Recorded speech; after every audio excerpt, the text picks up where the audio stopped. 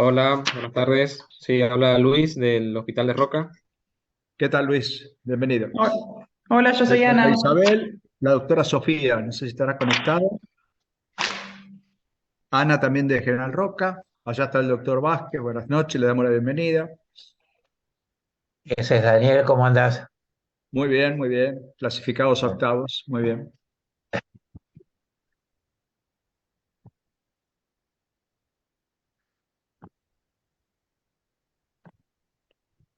Estos Ateneos con participación me parece que son más dinámicos, ¿no?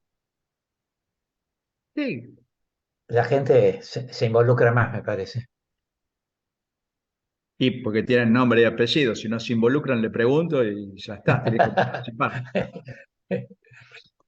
Por lo menos los que se comprometen a participar. Acá tenemos a Ana, Luis, a Grecia. Claro. No pueden hacer la siesta, como cuando presentamos Pasa, un PowerPoint. Bueno, lo mismo que pasaba en las clases presenciales, ¿sí? Cuando vos en una clase presencial pones un PowerPoint y apagás la luz, la mitad se duerme. claro. Y bueno, ahí uno tiene que estar chequeando eso para despertarlos con preguntas o cosas. Sí, claro, pero lo que pasa es que por esta vía también es más complejo, porque, qué sé yo, Claro. todos te ponen una foto de feliz cumpleaños y están todos durmiendo, qué sé yo. Sí, es cierto. Claro, en el aula vos interactuás con los Claro. alumnos, es más fácil. Es más, vos le podés decir, usted que se está durmiendo, pero acá no podés, no lo Claro. ves. Y además no podés prestar atención a todos los cuadritos, ¿viste? A ver quién está durmiendo. No, tal cual. Necesito un personal de seguridad, ¿viste? Eso que están controlando cámaras, para que me digan quién pestañeó. Como una alarma de eso, se durmió tal. Claro, ya el del cuadrito 4 está bostezando, te dice, pero es demasiado. ¿No? Tal cual.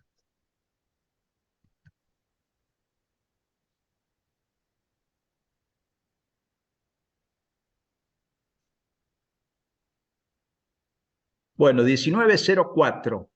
¿Hay alguien más por ahí que vaya a presentar de clínica, aparte de la doctora Grecia? Buenas dos, De sí, acá Pablo, el caso número 3. Pablo, perfecto. ¿Qué grupo, Pablo? También grupo 5. Grupo 5 también, perfecto. Y hicieron el uno, el 2 y el 3, entonces. Sí, doctor. Perfecto.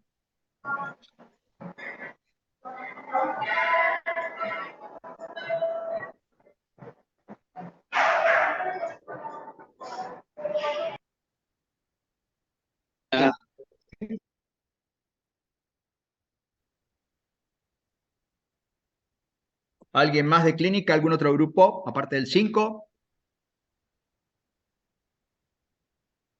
Missing Children, estamos.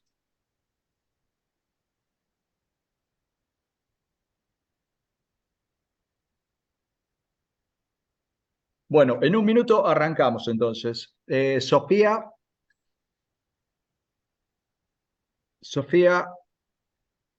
me escribe por el chat. Sofía, vos sos del Santa Isabel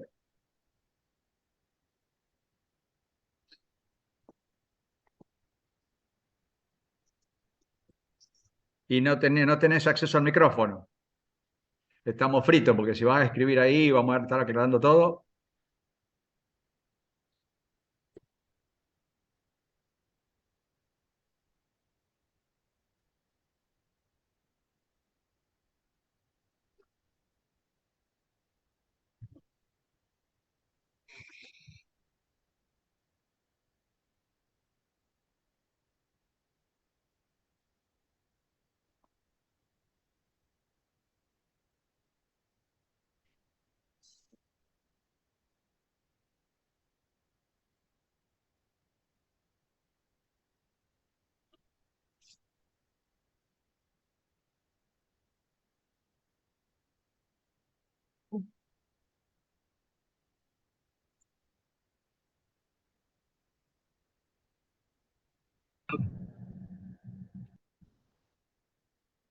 Bueno, ahora Ceci va a a designar otro speaker para el Santa Isabel. Si no, no importa, Ceci, si no hay, no hay, la próxima, qué sé yo. Hola, Doc. Bueno, vamos Acá a ir estamos del grupo arrancando. 1. Jaja, no, Dani, alguien tiene que hablar. Si no hablo yo. Alguien tiene que hablar, si no, alguno cuelga.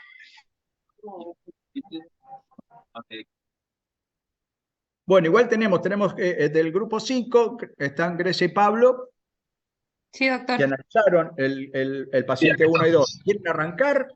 ¿Querés poner el pedacito de... Ahí está Flavio en el grupo 1-2.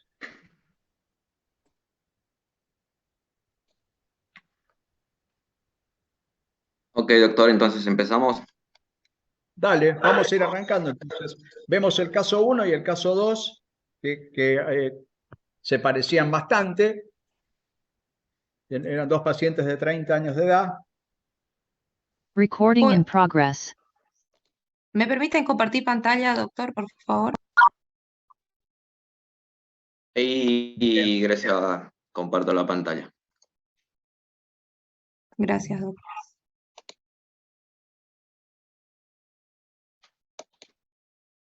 Pero Grecia quiere compartir ella su pantalla. Sí, Ella. por favor, si se puede. Claro. No, Papu puso el de él. Ah, ok, porque estaban acá los casos, pero ahora... Bueno, igual los casos los tenemos todos. Teóricamente.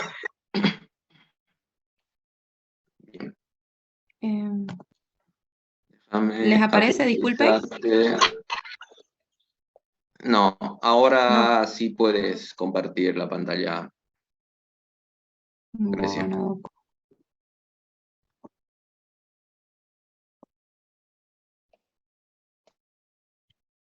ahora sí, ¿no? Así es. Bueno, el caso 1 y 2 son pacientes de 30 años de edad, ambos con antecedentes de diarrea de varios días de evolución, que consultan por debilidad generalizada y malestar general. Y cada uno tiene un laboratorio. Bueno, comparando el laboratorio, son muy parecidos, como dijo el doctor. La diferencia está en los parámetros urinarios. Hay una diferencia ahí del cloro que más adelante vamos a desarrollar y vamos a ver las diferencias que se van dando. Una de las preguntas, la primera era analizar el estado ácido-base. Como los dos estados ácido-base son idénticos, el trastorno primario es una acidosis metabólica y si queremos ser demasiado precisos y exactos, tiene un trastorno secundario que sería una leve alcalosis respiratoria con un delta PCO2 esperado de 19 y un PCO2 esperado de 20.8. Muy casi normal, digamos. Finito, ¿no? Digamos que se parece a una Sí. acidosis metabólica. Sí. Sí. Bien. El anión GAP, reemplazando la fórmula, nos da 11 y Perfecto. reemplazando en el delta... ¿Perdón? No. Alguien que no silenció el micrófono. Ah, Adelante, Grecia. reemplazando el anión GAP en la fórmula del delta GAP nos da un delta GAP normal. Perfecto. Y cuando buscamos el delta cloro, tenemos un cloro de ambos pacientes, el cloro es 121, el cloro normal es 105, nos da un exceso de 16 y eso es una hipercloremia. Perfecto. Después La vieron que en siguiente la práctica esto no siempre funciona tan exacto, ¿no? Estos casos son un poco Exactamente. inventados a tal efecto, ¿sí? Pero bueno, Sí, en este caso entonces tenemos dos pacientes jóvenes, ellos de 30 años de edad, los dos con diarrea, y los dos consultan con una acidosis metabólica hiperclorémica, que es el trastorno característico de una diarrea baja, ¿no es cierto? Así es, Doc. Un potasio un poquito bajo, 3,3, un poquito de acidosis hiperclorémica. Perfecto, bien. Y entonces, Bueno, de ahí, en el inciso... Hasta ahí se parecen mucho 1 y 2, ¿no? Sí, hasta ahí sí. Ya empieza a notarse la diferencia ahora que buscamos los diagnósticos probables y para eso tenemos que calcular el gap urinario. ¿Y para qué hacemos eso, Grecia? Para poder identificar el tema de la retención o la deficiencia de la excreción del amonio. Ajá. Bueno, pero y contanos, ¿por qué debiera excretar amonio este pibe de 30 años? Hay muchas causas, Doc. Hay muchas causas para que este paciente, como tenemos un solo dato de diarrea, no Sí. tenemos antecedentes, no sabemos su patología de base, entonces nos puede llevar a muchos diagnósticos presuntivos. Bien. Bueno, calculando el gap urinario, Bueno, pero en términos generales, Grecia, podemos decir lo siguiente. A ver, digo, cuando yo tengo un cuadro de diarrea, tengo un cuadro de pérdida de bicarbonato, vos lo pones ahí en el cuadrito, ¿sí? Cuando pones abajo, excreción de amonio, pones pérdidas gastrointestinales de bicarbonato, pérdidas renales de bicarbonato, administración de cloro como causas de acidosis metabólicas hiperclorémicas, ¿sí? Sí. Bien, entonces, digo, frente a esta situación de pérdida gastrointestinal de bicarbonato, yo lo que espero es que el riñón tome un rol homeostático. ¿Y qué tiene que hacer frente a esa acidosis hiperclorémica? Bueno, tiene que intentar corregirla. ¿Y cómo la corrige? Regenerando bicarbonato. ¿Y cómo veo yo si el riñón está regenerando bicarbonato? Bueno, porque debiera excretar un montón de amonio. Ah, ok, Doc. ¿Está bien? Sí, sí, Doc. Bien. Entonces vos me decís que ahora, en esos datos que tenemos ahí en el laboratorio, pero yo no puse amonio en esos datos. Está sodio, potasio, cloro, pero amonio no puse. Me olvidé de poner amonio. ¿Cómo dice, Doc? Que no puse el amonio en la orina. No había valor de amonio. Ajá. Y entonces, ¿cómo vamos a ver si excreta amonio o no? En este caso, en el paciente número 1, como el gap urinario es una estimación grosera, cualitativa, más que cuantitativa del amonio urinario, en el caso del paciente número 1, al ser una acidosis metabólica con un gap urinario negativo, entonces interpretamos de que el sodio y el potasio es muy fácil que se pierda por la materia fecal. Como este paciente está con diarrea, entonces el potasio y el sodio se excreta con aniones diferentes al cloro, como es el bicarbonato, puede ser butirato, lactato, y se puede perder muy fácil. Pero el cloro no, el cloro necesita el amonio para excretarse, y se excreta como cloruro de amonio. Bien, y resumiendo entonces.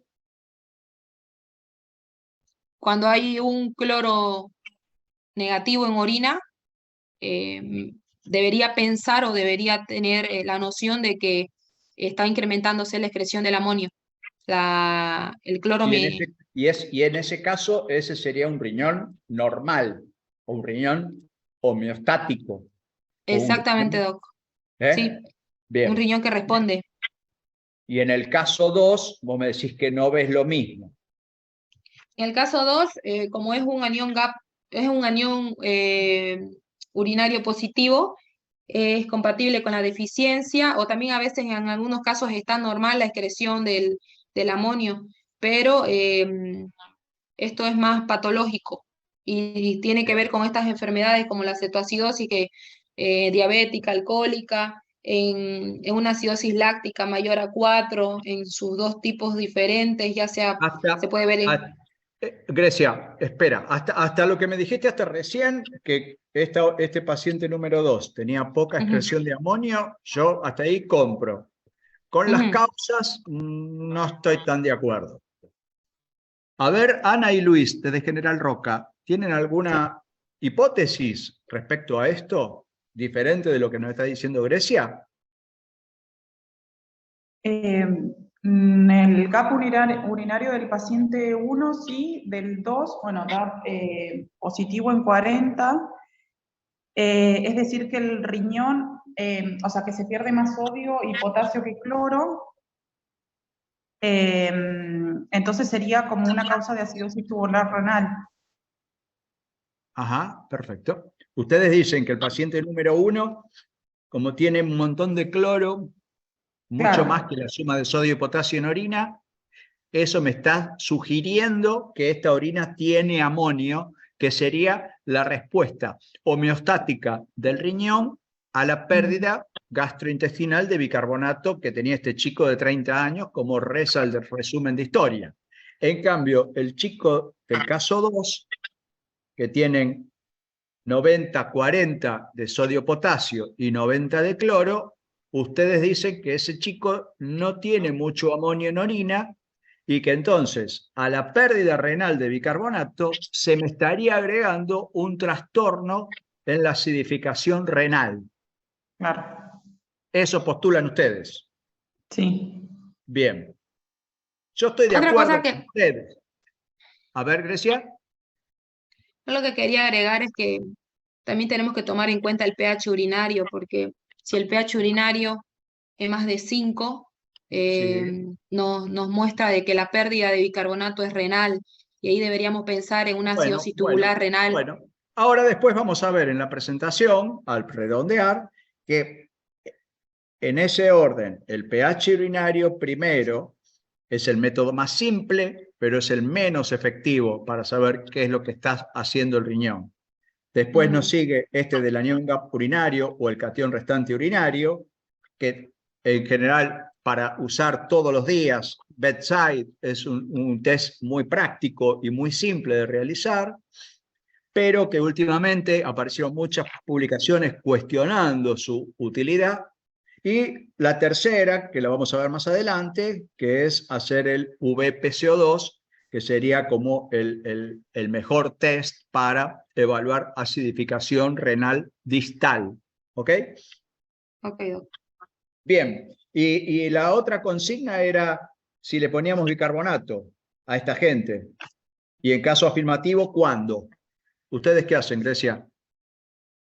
Tomando en cuenta, Doc, que la administración y la corrección con bicarbonato se hace cuando hay una acidosis extrema de menos de 7, un pH menos de 7, un bicarbonato 9, algunas bibliografías, otras 5, menos 5, o que puede haber una respuesta, una compensación respiratoria insuficiente asociada también a una hipercalemia severa.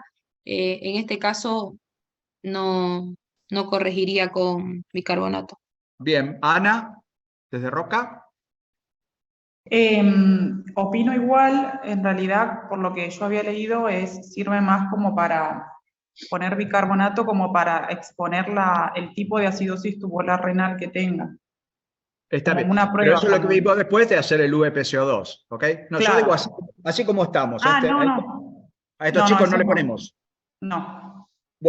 Bueno, yo acá me permito discrepar con ambos. No le pondría bicarbonato a ninguno de los dos en este momento. ¿Por qué? Porque vivirían los dos con un potasio de 3,3. Y si yo le pongo bicarbonato, priorizando el tema de la acidosis metabólica, lo más probable es que los mate de hipopotasemia a ambos. ¿Ok? Entonces, si alguien se acerca con un sachet de bicarbonato, le corto los deditos, tiqui, tiqui, tiqui, uno por uno, antes que le pongan bicarbonato a cualquiera de estos dos pibes. Ahora, en el caso del paciente 2, donde ustedes me dicen que el paciente 2 tiene una pérdida de bicarbonato por vía digestiva, pero a la vez, Ana me dijo que este chico tiene un problema con la acidificación renal. Es decir, vamos a suponer que este pibe termina con la diarrea. El riñón del pibe número 1, que funciona bien, va a acidificar la orina, va a excretar amonio y va a regenerar bicarbonato. Y este pibe prontamente va a tener un bicarbonato parecido al normal. Ahora, en el caso del paciente 2, donde yo detecto un problema en la acidificación renal y un problema en la excreción de amonio y en la regeneración de bicarbonato, es probable que nunca se arregle la acidosis metabólica. ¿Comprenden? Entonces digo, ¿de dónde va a sacar bicarbonato el pibe este? Si la única forma que tenemos nosotros de regenerar bicarbonato lo hace el riñón y lo hace excretando amonio. Si lo que ustedes hipotetizan que es cierto, que este chico por tener 90, 40, 90, el ionograma urinario no tiene amonio, no regenera bicarbonato, yo podría ayudarlo una vez que tenga un potasio un poco más razonable para reponer, digamos, el defecto que tiene, el déficit de bicarbonato corporal que tiene este muñeco. ¿Me siguieron? ¿Sí? Doug, una pregunta aprovechando lo que acaba de comentar. ¿Es ahí donde se puede hacer la prueba de estrés de furosemida? Con el caso del paciente número 2, tomando en cuenta el pH que tiene la orina. Yo no le haría prueba de furosemida. Está escrita la prueba de furosemida con fluocortisona para acidificación renal, pero en realidad eso es para gente que tiene un bicarbonato plasmático más parecido al normal. Vos en este caso, con un bicarbonato plasmático de 8, yo ya tengo el estímulo necesario para que un riñón fabrique y regenere un montón de bicarbonato. ¿Sí? Sí, Doc, gracias. Entonces yo ya a ese riñón, riñón, tenés un señor con 720, 8 de bicarbonato con diarrea. ¿Qué tenés que hacer homeostáticamente? Excretá amonio. Es sinónimo de regenerar bicarbonato. ¿Lo está haciendo este pibe? No lo está haciendo. ¿Tiene aparentemente un defecto en la acidificación? Sí. ¿Cómo va a reponer bicarbonato este chico? Y no puede. Si tuvo la pérdida digestiva y el riñón no colabora, entonces en ese caso uno podría suplementarlo con bicarbonato. Ni siquiera hace falta que lo haga parenteral, poder con una cucharita de bicarbonato darle vía oral, pero digo, eso como hace cualquiera de nosotros cuando ve un paciente con una acidosis tubular renal. ¿Ok? Bien. Caso 3. ¿Quién tiene caso 3? Grecia, ¿vos también? Pablo, doctor. No, acá, Pablo. Dale, Pablito, adelante. Bueno, Doc, el caso básicamente consiste en un paciente que es derivado y se sospecha una acidosis tubular renal tipo 1 o distal y nos dan los datos bioquímicos. Sí.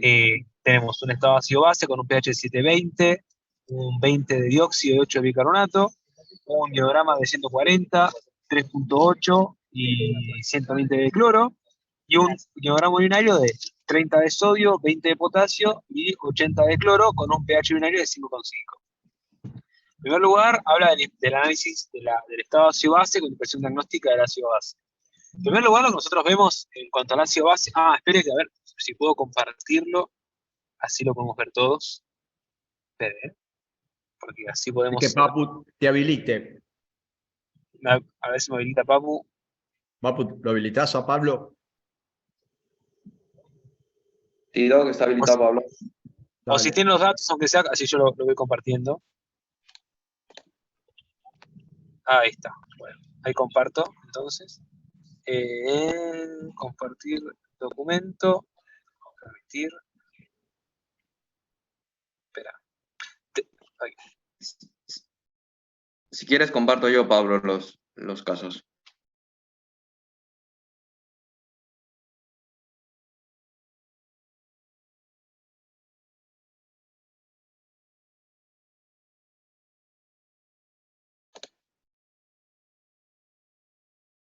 Voy a compartir el mío, Doc.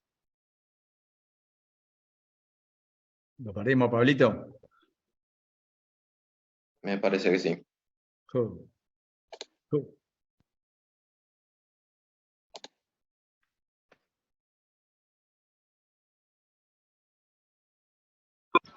Ahí. Desapareció un momento porque salí de la pantalla y saqué la aplicación, perdón. Bueno, perfecto. Estábamos en el caso. Básicamente lo que nosotros tenemos en cuanto al caso 3 es, hablando de un pH de 720, hablamos de una acidemia clara, y después tenemos otros dos valores que están alterados, el dióxido y el bicarbonato. De ambos valores se nos explica la acidemia, que es el 8 de bicarbonato, que está muy descendido, por lo que tenemos una acidosis metabólica que explica la acidemia. En cuanto a la acidosis metabólica, si la estudiamos un poco, calculando el GAP normal, el GAP, digamos, del paciente, tenemos un GAP que nos da de 12. El GAP esperado, calculado para el paciente, de 11, nos da un delta GAP de 1, está bastante cercano a la normalidad, digamos, el GAP del paciente, por tanto no parecería ser un GAP elevado. hacer una acidosis metabólica con GAP normal. Bien. Estamos bajando eso. El tema es que el paciente, cuando calculamos el cloro del paciente esperado y calculamos el porcentaje de cloro, vemos que tiene un cloro esperado de aproximadamente 102 con un cloro real de 120. Entonces, esto lo que nos termina dando es un delta cloro de, creo que tengo que calcular acá, un delta cloro de más o menos 15, lo cual nos dice que tenemos un cloro elevado, o sea, tenemos una hipercloremia. Entonces estaríamos frente a una acidosis metabólica con GAP normal, que es hipercloremia. Bueno, hasta ahí es compatible incluso con el diagnóstico presuntivo con el que me lo derivaron, ¿no? Exactamente. Bien. En segundo lugar, tenemos un trastorno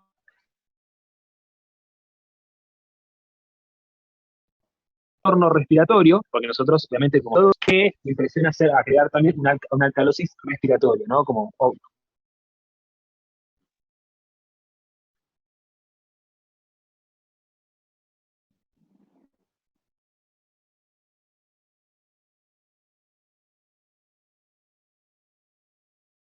Me parece que no tiene una buena señal, Pablo. Sí. Ahí Yo se no me estoy escucha. escuchando. Ahora sí. Ahí está. No, porque recién llegó a mi casa y capaz cambió la señal. El tema es el siguiente. Quise calcular la expresión fraccional de cada ion para el diagrama urinario, pero no tengo creatinina ni nada, así que lo que hice fue calcular el GAP urinario. El GAP urinario me dio aproximadamente de 20, o sea, dio positivo el GAP urinario. Al dar positivo, lo que nos está informando es una excreción reducida de cloro.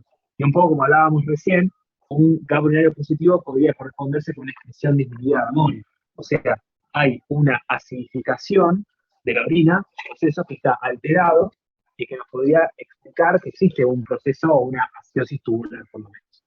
Lo que Bien. también nos apoya un poco es el tema de que tenemos un pH de 5,5.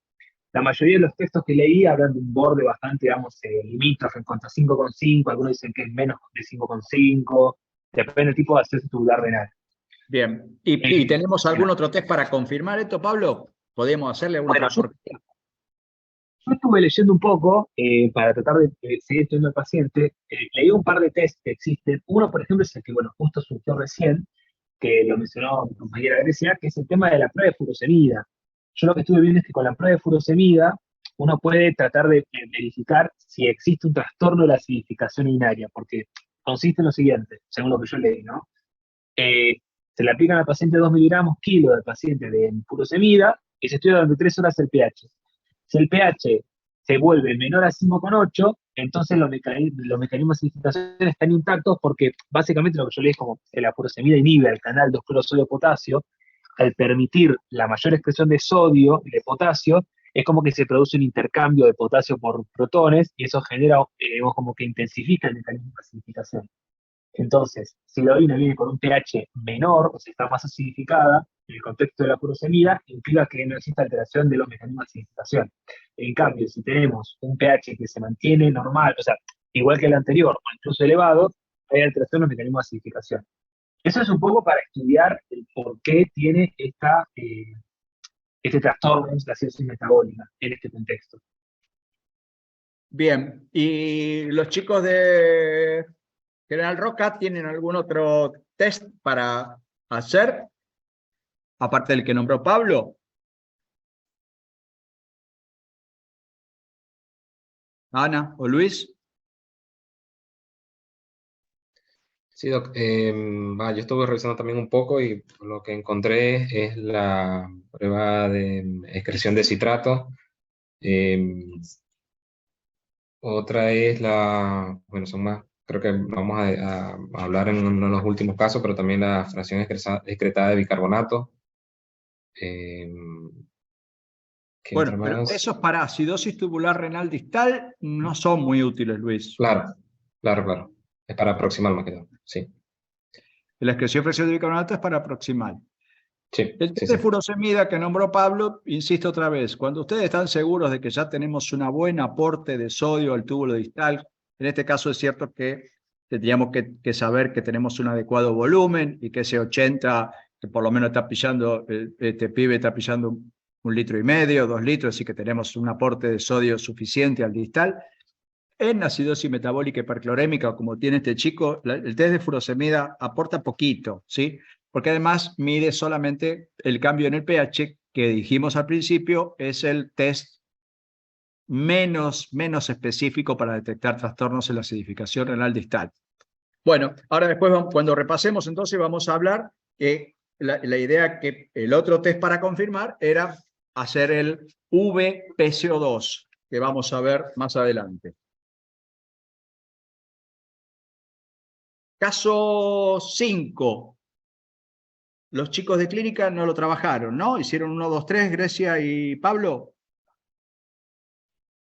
Vamos a saltear el 4, porque si no se nos va a hacer un poco largo. Ahí se ve la presentación, Doc, ¿no? ¿Eh? Se ve la presentación ahí. Sí. Bien. Pero vamos a hacer el 5 directamente, Papu, porque si hacemos el 4 se nos va a hacer un poco largo la noche. Caso 5, Luis, desde allá de Roca, ¿lo trabajaron ustedes? Sí, Doc, ahí lo comento. A ver. Sí, bueno, este trata de un paciente con diagnóstico presuntivo de acidosis tubular renal distal y lo derivan para un estudio confirmatorio y tratamiento.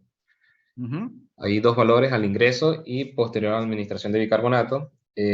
Comenzamos con por lo menos el del ingreso, donde evidenciamos... El del ingreso es parecido a este que vimos recién, ¿no? Sí, una acidosis metabólica, GAP normal, hiperclorémica, con un delta cloro de 15. Sí, prácticamente perfecto. eso. ¿Y en la orina? Sí, sacamos el GAP urinario y nos da de 40. Perfecto. No tenemos mucho más cloro que la suma de sodio-potasio. Claro, ¿Okay? exactamente. Es lo que a mí me indicaría o me haría sospechar que tengo amonio. Exacto. ¿Okay? No lo tenemos. Entonces, No. a priori, no tenemos amonio. Y el pH urinario es 6. También es un pH alto para un chico que tiene acidosis hiperclorémica. Sí. Bien.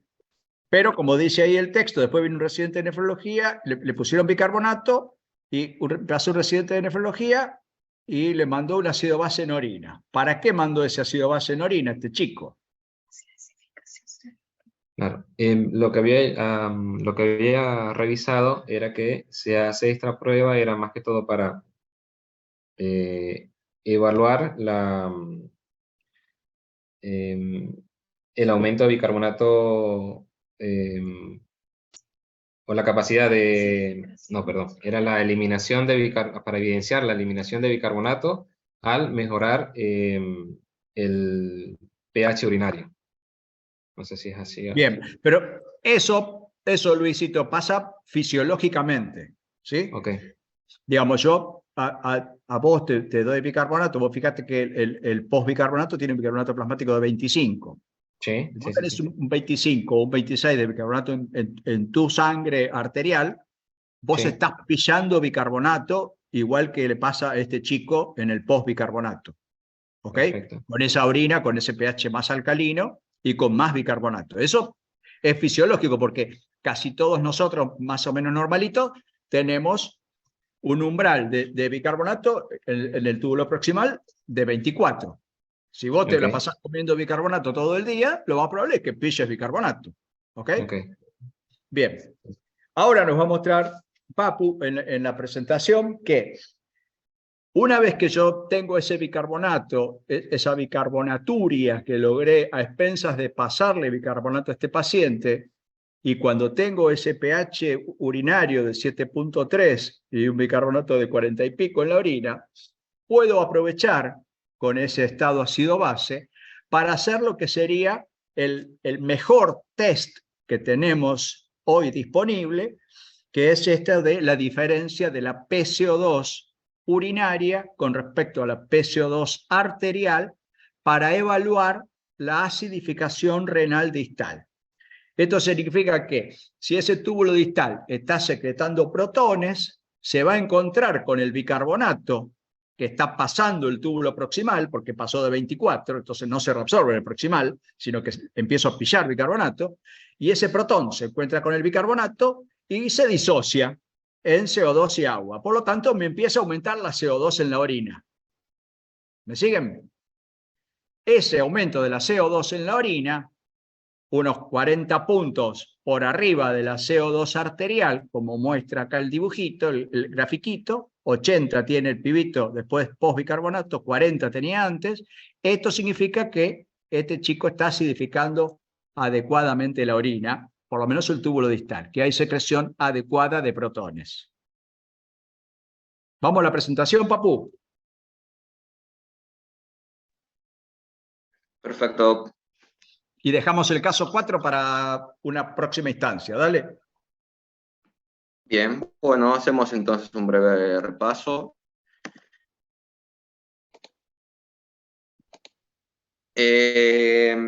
Bueno, ya habíamos comentado en la clase pasada, dentro de las acidosis metabólicas tenemos la del GABA aumentado, con el déficit de bicarbonato con cloro normal, con memotecnia Goldmark, que son las principales causas del mismo, y la acidosis metabólica con GAP normal o la hiperclorémica, que dentro de estas tenemos las pérdidas gastrointestinales y las pérdidas renales entre las principales causas. Bien, pero para esto nosotros hacemos el breve repaso de cuáles son los mecanismos de acidificación urinaria en recuperar el bicarbonato filtrado, la síntesis de nuevo bicarbonato y la secreción y excreción de hidrogeniones. Bien, entonces, ¿qué pasa a nivel proximal?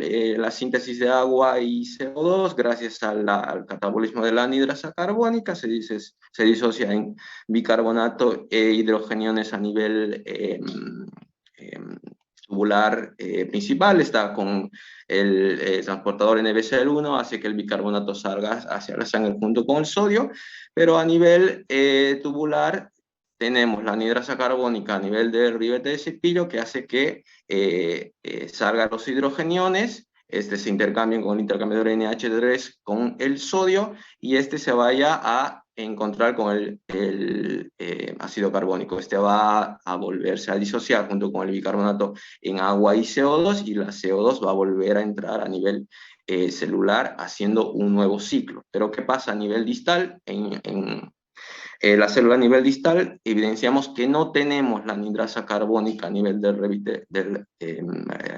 ribete de cepillo y encontramos por un lado que la anhidrasa carbónica encontramos a nivel intracelular solamente, que a nivel plasmático se va a excretar en forma de amonio y la entrada de cloro por el transportador AE1 y a nivel de lumen esto al estar ante la ausencia de la anhidrasa carbónica, va a hacer que estos hidrogeniones salgan, pero la disociación de bicarbonato e hidrogenión va a hacer que el CO2 pase, pero en forma más lenta. Entonces va a hacer que la CO2 se vaya a eliminar a nivel urinario.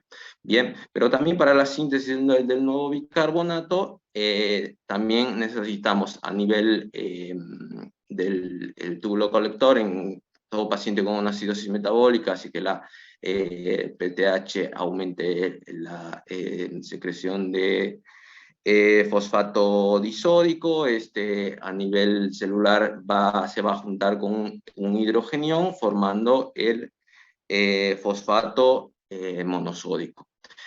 Y en la célula proximal lo que hacemos es la formación del amonio, que está gracias a la glutamina con el transportador SNAT3, así que ingresa a la mitocondria con una síntesis de la glutamina al glutamato gracias a la glutaminasa, y este glutamato por el deshidrogenasa glutamato a alfa-ketoglutarato. Eso produce el amonio se vuelve a disociar en un amoníaco y en dos hidrogeniones, los hidrogeniones salen hacia el lumen con la bomba de hidrogenión ATPasa y el NH3, y amoníaco se va a juntar con esos para formar el amonio, y a nivel tubular lo que finalmente hace es ingresar nuevamente a la célula gracias a los canales de glicoproteína tipo B, ingresa en forma de amoníaco, y este sale a nivel de la luz tubular, gracias también a los canales de glicoproteína, pero estos de tipo C. Este amoníaco se va a unir con los hidrogeniones secretados por la bomba, por la ATP, y producir la secreción del amonio en la orina final. Cuando hablamos de la acidosis metabólica hiperclorémica, hablamos de un exceso de cloro y un déficit de bicarbonato, una disminución primaria de bicarbonato con el aumento concomitante del cloro plasmático. Las principales causas o etiologías tenemos las extrarrenales y las renales. Dentro de las extrarrenales tenemos las principales, lo que son las pérdidas gastrointestinales, como la diarrea, ilio, fístulas pancreáticas biliares, y dentro de las que son de origen renal, las acidosis tubulares renales, que pueden ser las proximales, distales, defectos de amoniogénesis, la insuficiencia renal, el hipoaldosteronismo y la hiperpotasemia. Dentro de las acidosis metabólicas de causas extrarrenales tenemos la diarrea con la pérdida de bicarbonato, que se asocia a contracción del líquido extracelular, que va también con hipocalemia, las derivaciones ureterointestinales, que la orina en el intestino conduce a una reabsorción de cloro y agua, y el cloro induce a una secreción de bicarbonato a nivel intestinal. Cuando tenemos insuficiencia renal con un clearance menor a 20 mililitros minuto, tenemos alteraciones per se del equilibrio estacio-base, que pueden tener estos también el anion GAP elevado. Y las fístulas pancreáticas biliares, que producen la pérdida de bicarbonato en el tracto gastrointestinal. Dentro de las causas renales tenemos las más comunes y frecuentes, las acidosis tubulares renales. La tipo 1 o distal, la tipo 2 o proximal, y la tipo 4, que es a nivel del colector.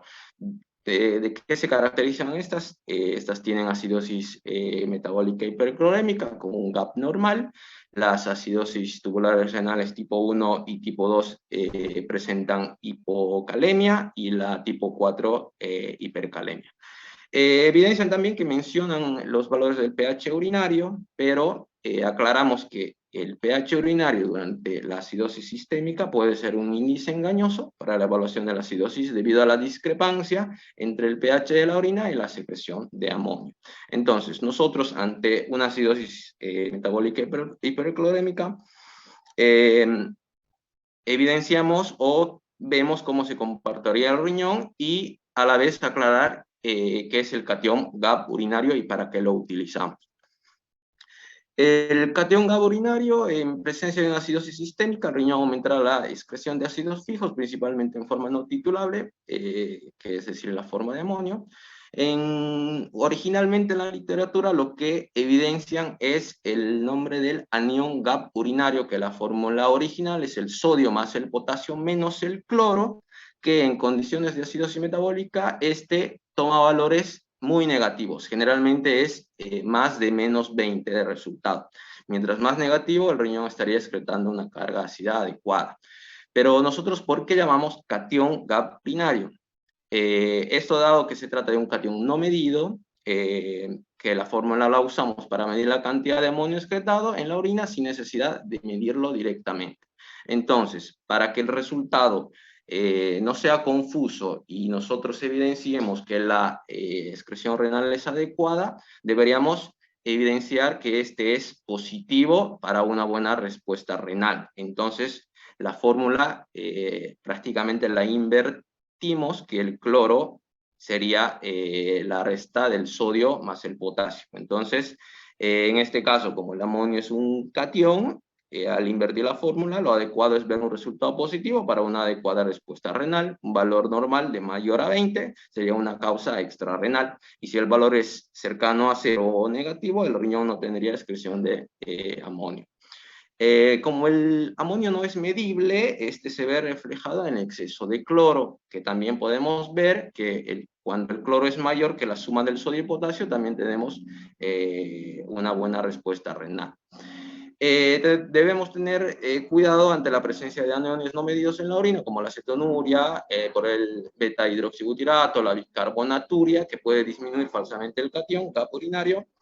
En el caso de la presencia de bicarbonaturia, debería medirse el bicarbonato en la orina e incluirse en la ecuación. Sería el sodio más el potasio menos el cloro, menos el bicarbonato para un catión GAP urinario.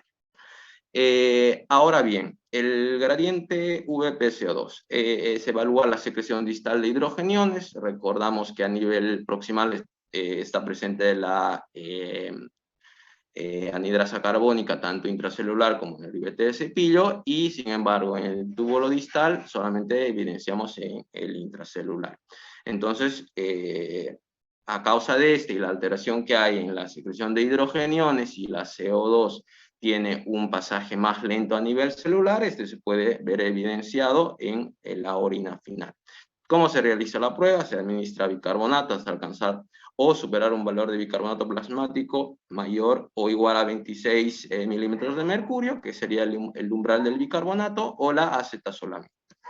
Entonces, el valor esperable del dióxido de carbono en orina sería mayor o igual a 70 milímetros de mercurio. Asumiendo que el valor de la PCO2 en sangre es de 40, si realizo la siguiente fórmula y resuelvo, el valor del gradiente VPCO2 sería de 30. ¿Cómo es la fórmula? Es la diferencia o la resta entre el PCO2 urinario con el PCO2 de plasma. Entonces, como ejemplo, si tomamos una PCO2 urinaria de 70 y restamos a los 40 del plasmático, tendremos un resultado de 30. Que esto, en resumen, el valor normal de la PCO2 urinaria es mayor o igual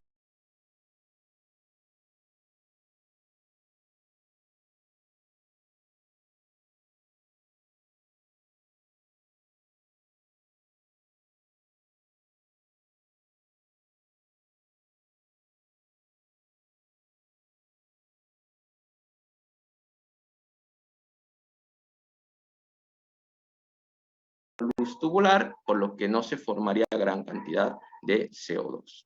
Los pacientes con acidosis tubular renal proximal se distinguen porque son portadores de acidosis metabólica hiperclorémica con excreción fraccional de bicarbonato mayor a 15%. Pero como el gradiente VPCO2 es normal, dado que la secreción de los hidrogeniones a través de la bomba hidrogenión ATPasa está indemne. La anfotericina produce una variedad de una acidosis tubular renal distal clásica o tipo 1 denominada por retrodifusión de hidrogeniones o por defecto de gradiente. Que esta, si bien la secreción de hidrogenión está intacta por la indemnidad de la bomba, hidrogenión ATPasa, la anfotericina altera la permeabilidad de la membrana plasmática y esto produciría la retrodifusión de los hidrogeniones que fueron secretados hacia la luz tubular. Este es un estudio del 2004 que prácticamente estudian lo que es las diferentes pruebas. Toman en 17 pacientes, prácticamente a los 17 pacientes les realizan la prueba de acidificación y además alcalinización con bicarbonato y evidenciaron que cuando toman el anión GAP urinario tiene esta una sensibilidad del 100%, pero una especificidad del 62.5%. En cambio, si medimos o tomamos el parámetro urinario, tiene una sensibilidad del 100%, pero la especificidad es también del 62.5%. Y encontraron que el gradiente VPC2 tras la administración de bicarbonato y evidenciando que tienen un parámetro de 40, tiene una sensibilidad del 100% y una especificidad de también el 100%, siendo el mejor parámetro para medir la funcionalidad distal. Bueno, eso lo dejamos. Tipo de ATR4, que bueno, son los que tienen hipercalemia. Lo dejamos para otro día porque si no se va a hacer muy largo. Secreciones de la aldosterona prácticamente, pero bueno, tenemos las diferentes localizaciones y las alteraciones. Lo dejamos para la próxima. El cuadro clínico, que prácticamente son los diabéticos más frecuentes. El test, que bueno, igual no lo vamos a hablar porque en este contexto deberíamos administrar fluorocortisona, dejamos para la siguiente clase. Y bueno, en resumen tenemos las diferentes localizaciones o los defectos, tanto en la distal tipo 1, la proximal tipo 2 y la hipercalémica en los receptores de la aldosterona. Bien. Bueno, en el resumen, vemos una acidosis metabólica hiperclorémica que prácticamente evidenciamos bicarbonato menor a 16, en la tipo 1 y tipo 2 con hipocalemia, en la tipo 4 con hipercalemia. El GAP es normal en los 3 casos. Los diagnósticos o test, prácticamente en la tipo 1 es la gradiente VPCO2, la 2 nos sirve la excreción fraccional de bicarbonato, y en la tipo 4 el test de la fluorocortisona. Y bueno, prácticamente en tratamiento médico es prácticamente primero llevar el potasio en valores normales, administrando potasio vía oral, el uso del bicarbonato, como lo dijimos en los casos, que podemos administrar a los pacientes que tienen defectos en la amoniogénesis, y bueno, en la acidosis tubular tipo 4, la fluorocortisona, y bueno, algunos intercambiadores de potasio. Y eso sería todo. Listo, la de tipo 4 la dejamos para la próxima. A ver, acá el punto está en que, digo yo, nosotros estamos hablando de acidosis tubulares renales y probablemente muchos de los que hacen clínica médica me van a mirar y me van a decir, che, yo nunca vi una acidosis tubular renal, la verdad que esta clase es al pedo, etcétera, etcétera, ¿no? El punto es, digamos, más allá de las alteraciones genéticas que generan acidosis tubulares renales, que probablemente sea las que ven los pediatras, nosotros en la práctica de todos los días tenemos un montón de drogas nefrotóxicas que van generando distintos trastornos, algunos de ellos trastornos tubulares. Entonces yo puedo encontrar, como les mostré acá, este chico que entró con la diarrea y que aparentemente la orina no acidificaba adecuadamente, entonces yo encuentro trastornos en la acidificación renal, los cuales me pueden a mí guiar el tratamiento después, porque una cosa es un señor que tuvo una pérdida de bicarbonato por diarrea, pero que tiene un riñón que se va a encargar de compensar todo, y otra cosa es un señor que tuvo diarrea y tiene un riñón que es un riñón incompetente que no va a generar bicarbonato en los próximos 6 meses. Entonces, a ese primer señor, yo lo único que hago es, le doy una dieta para que se recupere su tracto gastrointestinal, y al otro le voy a dar bicarbonato. Y estos son a veces trastornos de la acidificación renal distal relativamente simples y que se pueden detectar. Digamos, un clínico avesado encuentra un paciente con acidosis hiperclorémica y baja un ionorama urinario. ¿Está? Sodio, potasio, cloro. Y con eso cualquiera puede decir, che, me parece que este tipo no está acidificando bien la orina, que este riñón está medio estropeado. ¿Se dan cuenta? Digo, a ese punto voy, ¿no es cierto? Por eso estamos dando esta clase para internistas, para médicos clínicos que tienen un paciente internado ahora en el 4º piso. No estamos hablando de una cosa rara, de hacer un test genético para ver si el pibito nació con una acidosis tubular o una cosa por el estilo. Muchos de estos son trastornos adquiridos en pacientes cuando usamos, por ejemplo, qué sé yo, vancopipertazocolistin, vancopipertazocolistinamica, etcétera, etcétera. O sea, rompemos todos los tubulitos y todas las cosas, y entonces podemos encontrar determinados trastornos de la acidificación distal y nos hacen cambiar la conducta, porque a mí me hace que a este tipo lo tengo que ayudar con bicarbonato, al otro por ahí lo dejo en paz. ¿Está bien? Bueno, y lo que resaltó Papu, entonces el pH urinario, dijimos, es un mal marcador.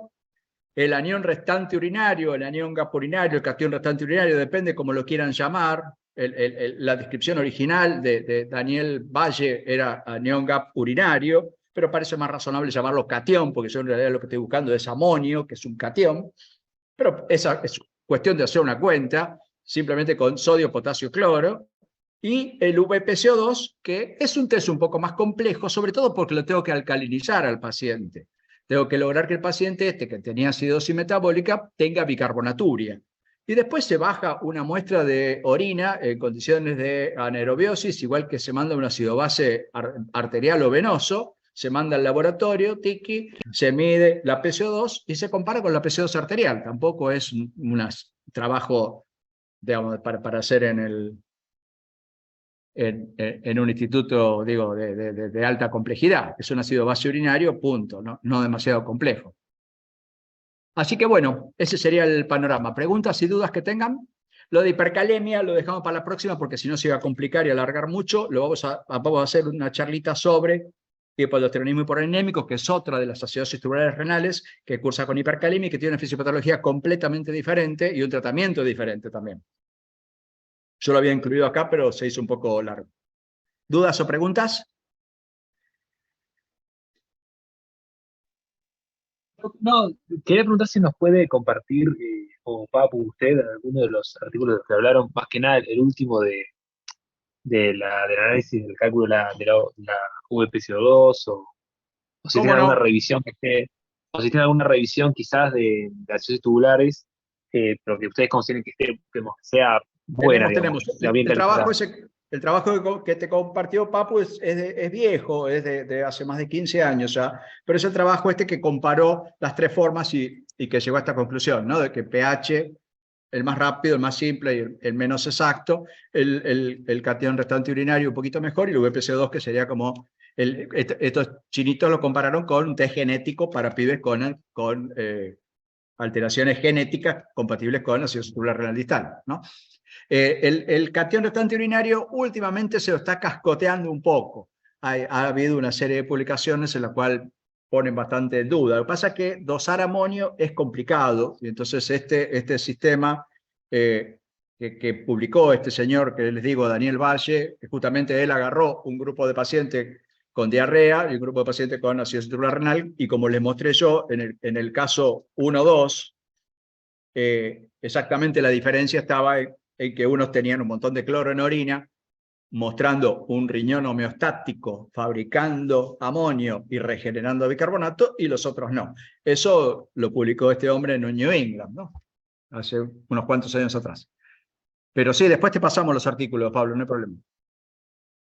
¿Alguna otra pregunta o dudas? Perfecto, gracias. Sí, Coco.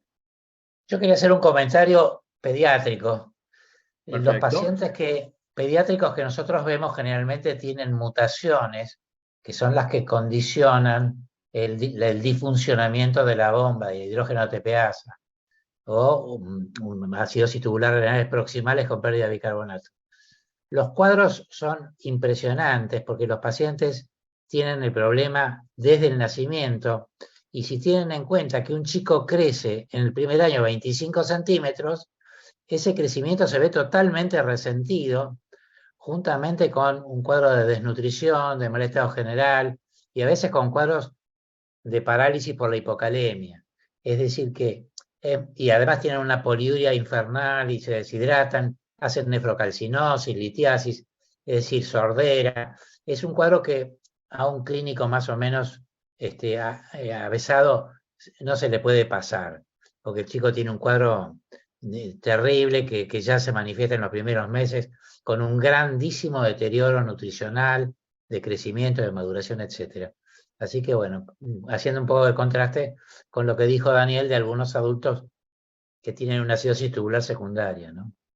Claro, no, Coco, yo lo que quería resaltar era porque por ahí terminamos la charla esta y algunos cierran la node y dicen, bueno, qué sé yo, ¿cuándo carajo voy a ver una TR de estas, un defecto, una mutación genética de esta que la ven los pediatras? Nosotros como adultos, Claro. como internistas o en una terapia intensiva no encontramos estos problemas, no los vemos, ¿no? Y es mentira. Encontramos un montón de estos defectos de acidificación renal. Nosotros... Me acuerdo una vez lo buscamos en la terapia intensiva, pacientes con acidosis hiperclorémica. La mitad de esos pacientes con acidosis hiperclorémica en la terapia intensiva no excretaban amonio. Es decir, la mitad de esos pacientes tenían riñones que estaban parcialmente estropeados y que no iban a poder regenerar bicarbonato de acá, vaya a saber a cuánto tiempo. Y eso a mí me genera un cambio de conducta, porque digo, yo esto de no echar mano fácil al bicarbonato, yo soy de los que no echo mano fácil al bicarbonato, pero si yo tengo un riñón que no trabaja, a ver, digo, lo charlamos 200 veces, en enfermedad renal crónica, cuando el riñón no trabaja, yo lo llevo al señor a diálisis 3 veces por semana y le pongo un baño que tiene como 37 o 38 miliequivalentes de bicarbonato y le doy bicarbonato exógeno a ese señor con enfermedad renal crónica, sin riñones, sin capacidad de acidificación. Entonces, si yo descubro que este paciente que está internado no acidifica, bueno, tengo dos opciones. Una, lo dejo ácido hasta para siempre, o le doy bicarbonato. Distinto al que el riñón trabaja. Si el riñón está trabajando, digo, bueno, aguantalo un ratito, que ya lo va a arreglar el riñón. ¿Ok? Sí, Daniel, pero también es importante la corrección de la acidosis en la insuficiencia renal crónica, porque es un factor de progresión. Por supuesto, Entonces, pero también nos pasa que un señor internado, por eso digo, con un riñón que no hace lo correcto, y es probable que tenga que ayudarlo eso con bicarbonato exógeno. ¿Por qué no se lo daría?